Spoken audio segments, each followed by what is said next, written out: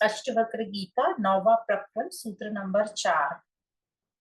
कोसौ कालौ वेह किं वा यत्र द्वन्द्वानि नो नृणाम् तान्योपेक्ष्य यथा प्राप्तवर्ती सिद्धिं वाप्नुयात्। अनुवाद इस प्रकार है। इस अनित्य विश्व में वह कौन सा काल है, वह कौन सी अवस्था है जिसमें मनुष्य को द्वंद्व ना हो।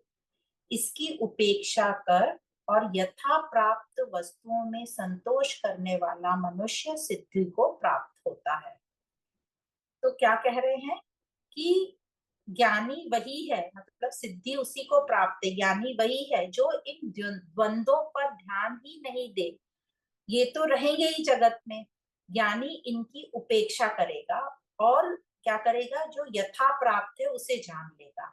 तो यथा प्राप्त मतलब ये जो संसार प्रारब्ध से जो भी उसको प्राप्त है, तो वो इसको जान लेगा, मतलब दुनिया को जान लेगा जो भी उसकी प्रारब्ध में है, और वैसे जानकर दुनिया को, स्वयं को भी जान लेगा, और यही मुक्ति है। तो यहाँ जो बोल रहे हैं ना कि जो प्राप्त है उसमें संतोष कर ले, मतलब जो तुम्हें प्राप्त है उसी से उसी को जान लो और उसको जानकर स्वयं को जान लो। तो द्वंद्व की बात कर रहे हैं कि द्वंद्वों से ऊपर उठ जाओ, अपने को जान लो। कैसे जान लो? यथा प्राप्त से। जो भी तुम्हें प्राप्त है, जहां भी तुम स्थिति में हो, उस स्थिति के आजू बाजू इर्द गिर्द जान लो और उससे स्वयं को जान लो। और ये जो द्वंद है, ये कैसे हो रहा है, क्यों हो रहा है?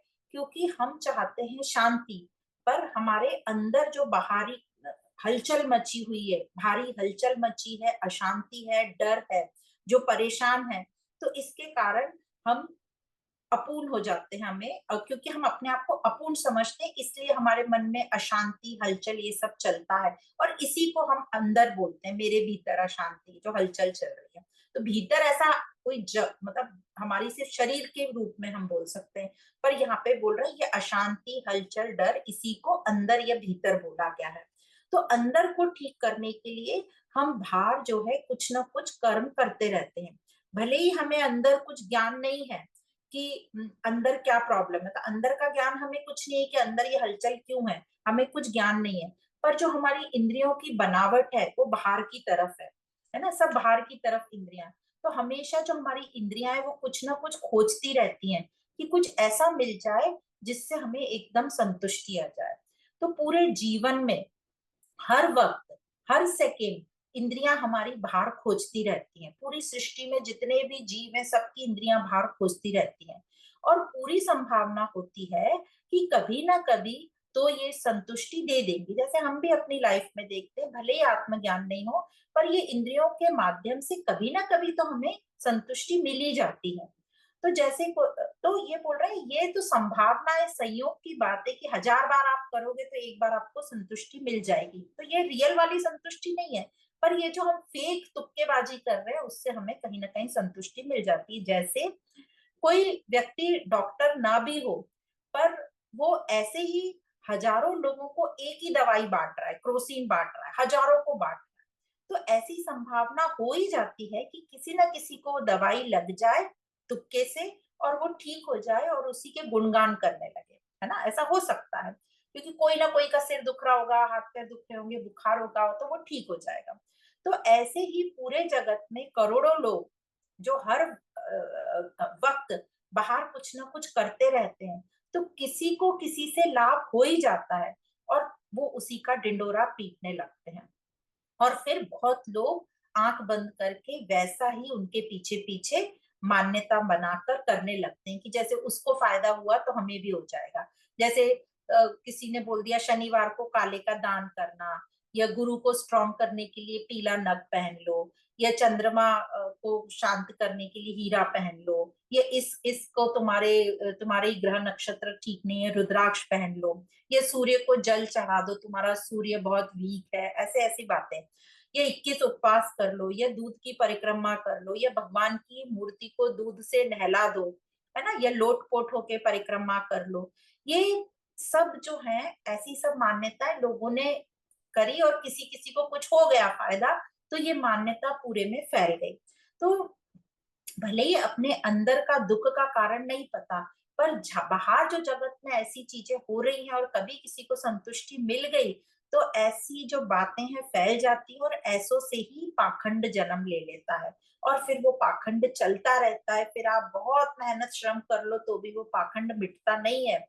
तो इसका दुष्परिणाम यही होता है कि एक तो हम तुक्केबाजी झूठ पर खड़े हैं, पाखंड पे चल रहे हैं, और दूसरा जो बहुत बड़ा दुष्परिणाम होता है कि हम सत्य से दूर दूर दूर होते जाते हैं। फिर कितनी भी मेहनत कर लो सत्य पथ के पास आने के लिए बहुत बहुत मेहनत करनी पड़ती है, शायद आ भी नहीं पाते। तो आम लोग इस प्रकार चलते हैं, जो अभी तक बताया ऐसे ये आम लोग चलते हैं और इसी प्रकार वो जीते हैं। तो द्वंद तो रहता ही है, पर वो अपनी मान्यताओं को छोड़ते ही नहीं और ऊपरी ऊपरी संतुष्टि में चलते रहते हैं और कई बार उनको संतुष्टि मिलती भी नहीं, फिर भी इस आशा में कि हमें संतुष्टि मिल जाएगी, क्योंकि ये इजी वे है, व्रत कर लेना, परिक्रमा कर लेना, ये इजी वे है, इसलिए वो चलते रहते हैं और अपने जो अंदर के दोष हैं उसको बाहर दिखने ही नहीं देते हैं, बोलते हैं बस आनंद है कर रहे हैं, ये आनंद है कर रहे हैं। अपने दोषों को कवर करने के लिए वो इसी प्रकार चलते रहते हैं ताकि उनकी अंदर की स्थिति किसी को दिख नहीं जाए, या यदि अंदर की स्थिति दिख जाए और कोई ज्ञान के लिए बोले तो खुद को कौन चेंज करने का कष्ट करेगा या खुद को कौन बुरा लगेगा। तो इस प्रकार जो आम लोग हैं वो इस तरह चलते हैं, मान्यताओं पर, पाखंड पर, ज्ञान से दूर रहते जाएंगे। जैसे पिछले उसमें भी बताया कि ऐसी चीजें करते रहेंगे, ऑरा क्लिनजिंग है, पास्ट लाइफ रिग्रेशन है, इसमें पड़े रहते हैं, पर वो ज्ञान की तरफ आते ही नहीं है। एक तो अहंकार है ना, अहंकार को बचाए बचाए रखते हैं। पर जो खास होते हैं वो जानते हैं, मतलब योगी साधक जो खास होते हैं वो जानते हैं कि मेरे अंदर की स्थिति ही बाहर से कुछ कनेक्टेड है, मतलब कुछ मेरे अंदर जो है वो बाहर से कनेक्टेड है।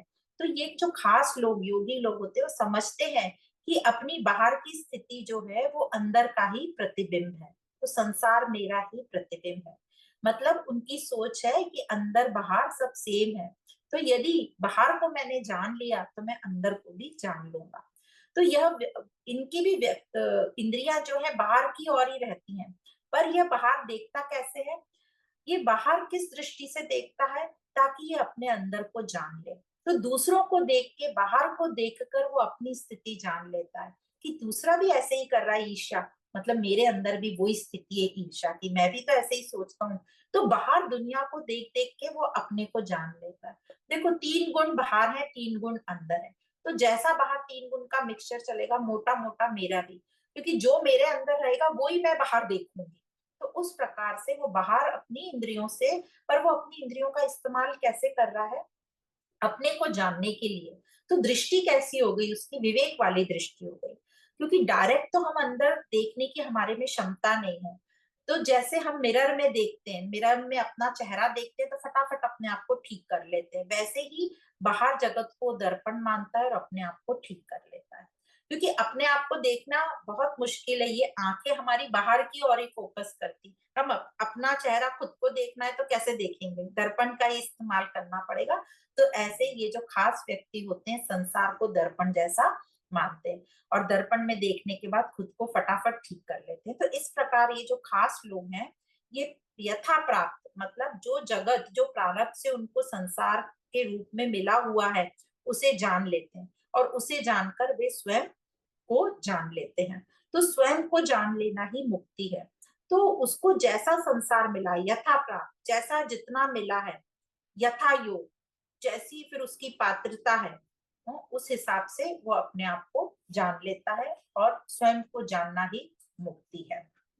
तो ये जो खास व्यक्ति होते हैं ये संसार को अपने दुख का कारण नहीं मानते, बाकी जो आम है वो संसार को दुख का कारण मानते हैं ना, कारण दुख मुझे हो रहा है, दुख देने वाला ये संसार है। जैसे पहले वाले सूत्र में भी पढ़ा कि अपने मन से का नहीं हुआ तो ये संसार खराब है, ये रिश्तेदार ने मेरे साथ ऐसा किया, उसने मुझे धोखा दिया, तो हम संसार को दुखदाई ठहरा देते हैं, खुद को जानने की हम चेष्टा नहीं करते।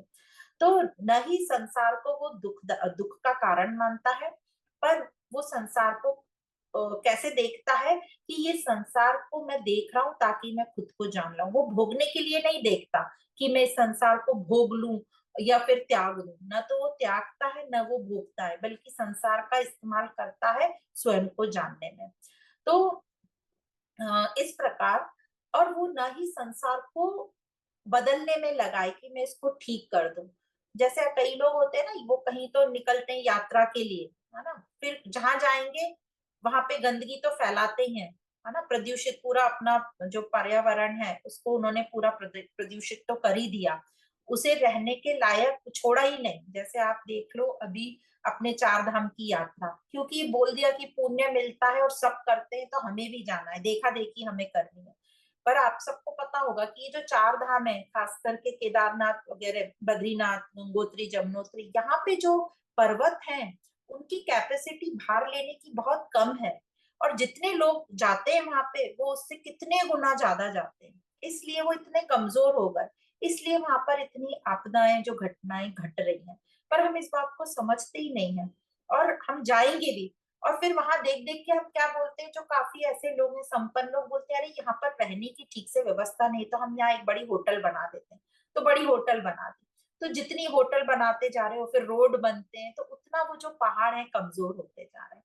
तो उन लोगों ने ये, हम लोगों ने ये जगहों को, ये पर्यावरण को रहने लायक भी नहीं छोड़ा, पूरा उसको बर्बाद कर दिया। पर ये जो खास लोग हैं ये ऐसा नहीं करते, ये समझ गए कि अंदर से हम ठीक नहीं है, इसलिए हम बाहर भी ठीक नहीं है, क्योंकि जो बाहर है वह अंदर का ही प्रतिबिंब है, अंदर की ही छाया है। तो छाया को कैसे चेंज करेंगे? तो वो समझ गए कि इसको हम ब्लेम तो नहीं कर सकते, और जिसकी छाया है उसको ही चेंज करना होगा, छाया को चेंज करके तो कुछ नहीं होगा, है ना, हम जो है चेतन स्वरूप है उसी को चेंज करना होगा। तो अद्वैत वेदांत हमें यही बताता है कि अपने को चेंज करना है, अपने कल्याण की बात करता है। तो यही यहाँ अष्टवक्र जी कह रहे हैं कि अपने को जान लो। यहाँ कोई भगवान, ईश्वर या स्वर्ग लोक या वैकुंठ कुछ नहीं बताया है। क्या बताया है? अपने दुखों से, बंधन से अपने को ही छूटना है, अपने को जानने के बाद। और कैसे जानना है अपने को? ये संसार जो यथा प्राप्त है मुझे, उससे मैं देख लूं और अपने स्वयं को जान लूं। तो इस प्रकार बता रहे हैं अष्टवक्र जी, जिसने स्वयं को जान लिया वही धन्य है, वही, उसी को सिद्ध पुरुष बोला है, उसी को बोला है कि मुक्ति है, और उसी ने सब जो जीने की कामना, भोग की इच्छा और मान्यताओं उसको शांत कर ली है, तो उसी को वो मुक्ति बोल रहे हैं, उसी को शांत बोल रहे हैं। तो इस प्रकार ये आज के चार सूत्रों में हमने जाना कि अष्टवक्र जी कैसे बता रहे हैं कि हमें अपने को जानना है, संसार को देखो और अपने को जानो, अवलोकन करो, लोक चेष्टा अवलोकन